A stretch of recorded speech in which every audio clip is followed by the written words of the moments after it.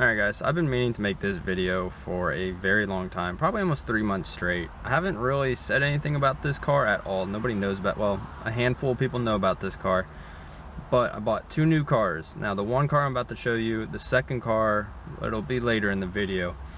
But my newest car, I'm going to show you the logo and the digital cluster, and hopefully you guys know exactly what it is upon looking at it. But let me show you guys that real quick. So again, Lexus. If you guys don't know what that is, that's the Lexus badge. I'm sure just looking at this cluster, if you know cars, you know exactly what car I just bought.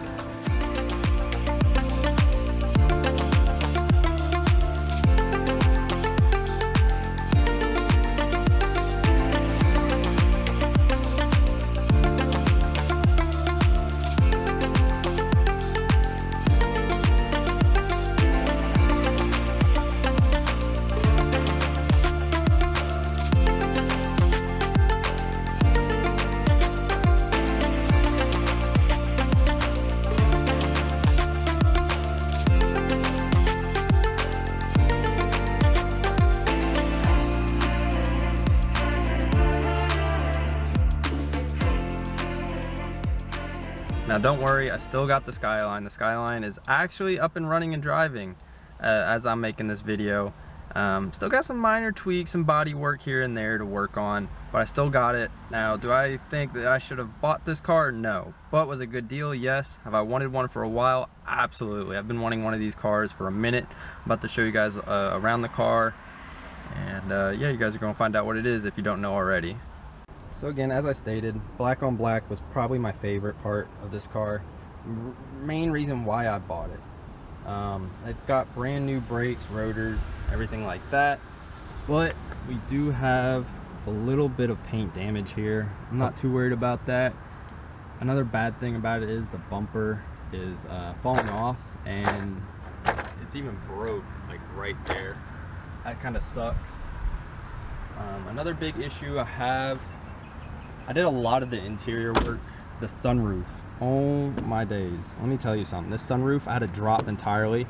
The motor is frozen up in it, and so is the linkage for all, well, I'm saying linkage, the mechanism to move this thing. So this whole entire thing dropped. Had to clean out the drainage, had a massive leak, so there'd be a puddle on that passenger side. Another thing that sucks on this, the mirror, this driver's side mirror does not work. It only goes back and forth a little bit here and there. As far as the front end, it's not terrible. I do want to replace the grille, but we're going to talk about stuff we want to do later. Or we're not going to talk about it actually. The aftermarket rims, they suck in my opinion. Like, don't get me wrong, they're not bad, but that red accent, ooh, and reminds me of the red accent. I don't know if you guys can see it or if it'll pick it up, but you see that little line? Somebody had what is it, like an accent, red accent mark all the way down, and that was a bitch to get off. Another shitty ass part that really sucks, and I'm a big stickler on this, is rust. Luckily, when I put my finger up in there, it's only on the surface, but I found out these are pretty common on the Lexus as well, so I have to find one at a junkyard and chop it out. But it's held to a minimum. I think it's like right here max, and then right over here is where it stops. So I gotta get that fixed. Otherwise than that, pretty clean car. Oh, and this, sadly I think the paint's screwing up right here, so I don't know if you can see it. It looks like water damage. My Mustang did that, so I'm not too worried about that as well. And then I just recently replaced this. So this is the new exhaust on it. I picked this up at a junkyard. You guys are gonna see a video on that later as well. Otherwise, it's a great sounding car. I like it. Very clean. Engine bay is very clean. So let me show you guys the engine bay as well. Alright, so another sucky part. This thing does not have a hood prop. I've been trying to find one. Every junkyard I've been to doesn't have it. As you guys can see though, the beautiful 2J, it is pretty bone stock. I mean, there's nothing done to this car at all. If you guys seen an IS300 or seen a 2JZ engine bay, this is as stock gets. I mean, nothing aftermarket, not even a cold air intake, like factory air intake. But down here, so right down in there, it would leak oil because that filler cap was broke, and also that variable valve timing solenoid would leak as well. So there's a lot of oil. The oil pan I've cleaned up a lot. Doesn't leak any more oil, so that's always a good thing. It doesn't burn any either.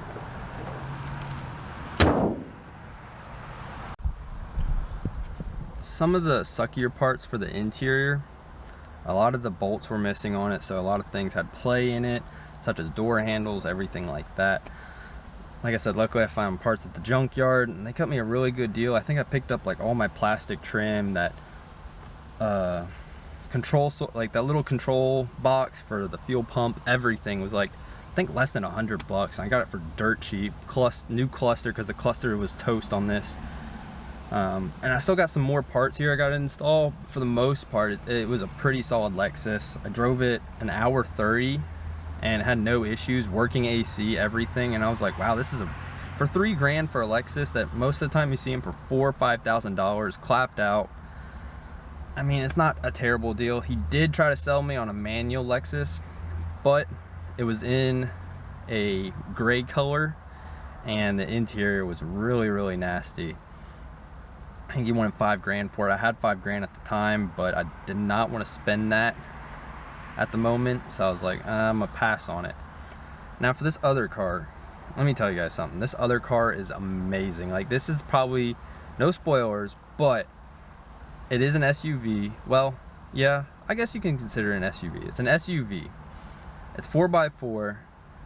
It's in the Dodge Chrysler family. It's in the Chrysler family. And it is JDM. And you're probably thinking Chrysler and JDM don't really go together at all. And yeah, it's kind of rare of a car. Picked it up for an amazing deal. Amazing interior, amazing exterior for what it is. Okay, let me state that. For what it is. And you guys will know as soon as I show it off. Sadly, I do have to replace a few things on it, but luckily I know my way around these cars, so I'm not too mad, especially for the price, especially for the condition. But I'm gonna show you guys that car real quick as well, so give me 1 second here. All right, so we're in the second car. As stated, it's a JDM car. It is Chrysler, which again does not mix whatsoever, but that's kind of what makes this car all the better. There's nothing really to give you guys a good like kind of hint at all, so I'm just gonna show it anyway.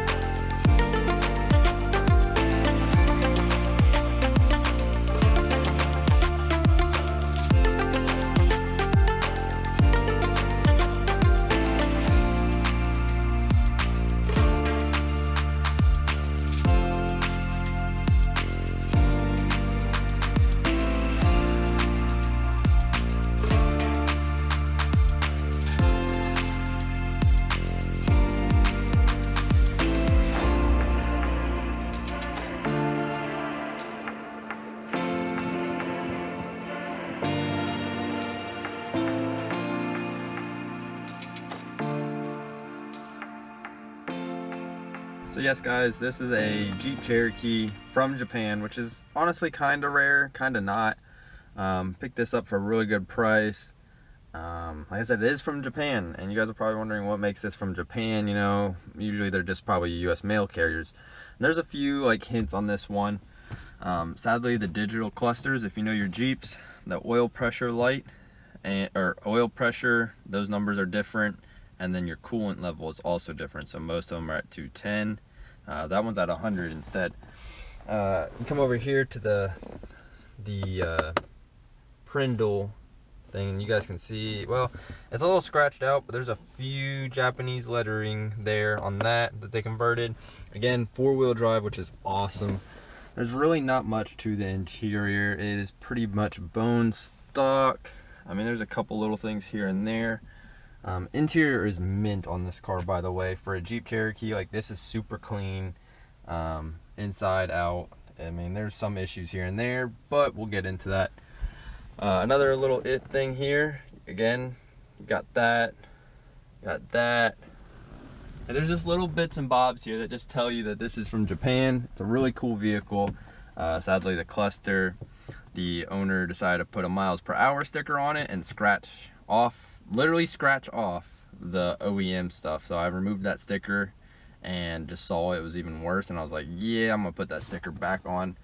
If I could find one, that'd be amazing, but these are rare, so the odds of that, very unlikely.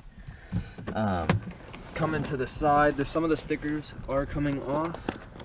So as you guys can see, as I'm ripping it off even worse, there's some more lettering right there from Japan. And we got some here as well, as you guys saw in the intro of me showing off this car. Lots of cool letters on this stuff. What really I like about this Jeep is not only that it's from Japan, not only that it's right-hand drive, but the paint color code. These paint jobs on like the purple, this is like a glittery, like when it's really cleaned up, it's dirty right now, it's been sitting, but when these are cleaned up, this paint on this really pops. You guys are probably wondering, like, how do you know this is from Japan just because of your stickers and stuff like that? The only true indicators are your fenders, your front fenders. The 97 and newer models are just the fenders. Your 96 are and older is going to be fenders and tail lights. So this guy here, he'll raise up and down your antenna when you turn on your car. Another cool feature this Jeep does have is it has the toll booth thing. So when you turn your car on, it'll speak to you in Japanese, which is really cool. Sadly, my Skyline does not have that anymore. But yeah. So your fenders are your telltale signs for a JDM Jeep. You got your little antenna that'll go up and down, and then these little side markers, that's your easiest way to tell. Other than that, I mean, it's just a normal Jeep Cherokee. It's got the same stuff under the hood, just a 4.0, you know, all that good stuff. Nothing special under there. There's a few Japanese letterings under there as well, such as your fuse box panels and stuff like that. The wheels look absolutely amazing on this Jeep. These are OEM, which is really cool. Like I said, indicators are amazing. And I forget what these tags are, if it'll focus, but yeah, it's even got that little sticker there. Sadly, it is coming off, and usually you can pick these up. This is another little cool part right here. A substitute for US VIN number. Certain ones are short a few. I think this one is short just a little bit. Again, more safety in Japanese, but again, guys, this Jeep is in amazing condition inside and out. Most Jeeps are usually covered in mud, covered in dirt. The back is a little messy, so you guys, if you don't know, that's a head gasket. The Jeep Cherokee needs a new head gasket. I did drive it, runs and drives fine, but does have its issues. And then we got the 3-row fan that I'm about to install as well. Even in the back, it's amazing looking back there. I'll show you guys. But yeah, again, I picked this up for $2 grand, 4x4 JDM imported. Paperwork's already done for me, everything like that. But yeah, I mean, like it's amazing back here. Even that spare, to see how like nice and clean that spare is amazing, and it's matching. The headliner, I mean, it sags. That's a Jeep Cherokee for you. It's going to sag. But what I was saying about the 96 models is this. So your indicators, I think it's all red, and they'll have a little white spot right here. And this will be all red. But on the 97 and newer models, where they're round right here, it's nothing different than your normal tail light. Yeah, it's an amazing Jeep. I think right now it's at 290 kilometers. I don't know, it's a digital one. There's not a lot of foot room over here. But yeah, it's a really nice Jeep that I picked up for a good price. The only thing is the leather seats I don't like. I'd like to swap those out, or find some that are in a little nicer condition than these that are all ripped up. Now, I do have to admit, sadly, I am getting rid of one of these cars, actually. I don't necessarily want to get rid of it. I like them both, personally. I obviously like the Jeep more than my Lexus, but I gotta get rid of one. I already have a JDM car, and I like my Skyline, I really do. And I don't see myself ever getting rid of that car. But I picked this one up for cheap, and they said I'm gonna fix it. But I'm really keeping my Lexus. Sadly, I'm getting rid of the Jeep Cherokee. It's amazing build, or amazing car. And I've worked on a bunch of these. This is probably by far the coolest one I've owned. But the good thing is I'm not exactly getting rid of it. I am, but I'm not. I'm giving it away to my girlfriend. She's actually going to be buying it from me. So it's still technically within the, you know, my family, I guess you would say. But this is her car. It's going to be her daily. She has the Cabriolet. If you guys don't know, I have a 1992 Cabriolet. Well, she has it, my bad. But yeah, I'm getting rid of the Jeep Cherokee. I'm not going to miss it, to be honest. It's a cool car. But it's just something that wasn't really, when I bought it, was the intention of me owning it ever. Like I said, it's a great car. Great first car, in my opinion. Great daily car. I daily Jeeps so much that I know they're trustworthy. Any straight six, really. But yeah, we're getting rid of the Jeep. It is what it is. But at least I'll get to see it almost every day anyway. So, I mean, hey, still a cool car. We took it to Cars and Coffee. No, we didn't take it to Cars and Coffee. We took it to a local car meet. And it was surprising. Only one person knew that this was a JDM Jeep Cherokee. Which was kind of impressive that somebody knew about it. A lot of people were just like, oh, it's a mail carrier. But it's not. Like I said, the guy used it as mail, but it's originally from Japan, imported from Japan. But yeah, like I said, if you guys want a JDM car, a true JDM legend, pick these Jeep Cherokees up. They're always on the internet. I see them all the damn time. The only reason I picked this one out of all of them is because of the purple. The color purple is very rare in a Jeep Cherokee. 4-wheel drive was amazing. Straight six. 98, which is the great year. Well, 97 is your best. But 98, 96, I mean, some of those. Right now, I'm actually looking at a 96. But the guy hasn't really been all, like, cooperative with me to selling it. So, we'll see what goes with that one. But yeah, those are my two newest cars, the Lexus IS300 and a JDM Jeep Cherokee, which is actually fucking cool.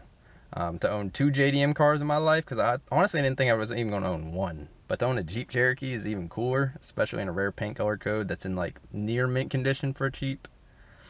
But yeah, tell me which one you guys like the most. In my opinion, I do like the Jeep Cherokee the most, but it was never intention of keeping it. So it is what it is. Got some few new videos coming out with the Jeep, the white Jeep's build. Still having some issues with that. I'm not going to spoil anything. The Lexus IS300 is getting a few new videos, and you guys will see the new exhaust that I have. Honestly, driving around is amazing, but like I said, you guys will see that video. But yeah, let me know which ones you guys would keep and get rid of. I mean, honestly, I'm sure it's the obvious answer is keep the Jeep, the JDM, and get rid of the Lexus, but it is what it is.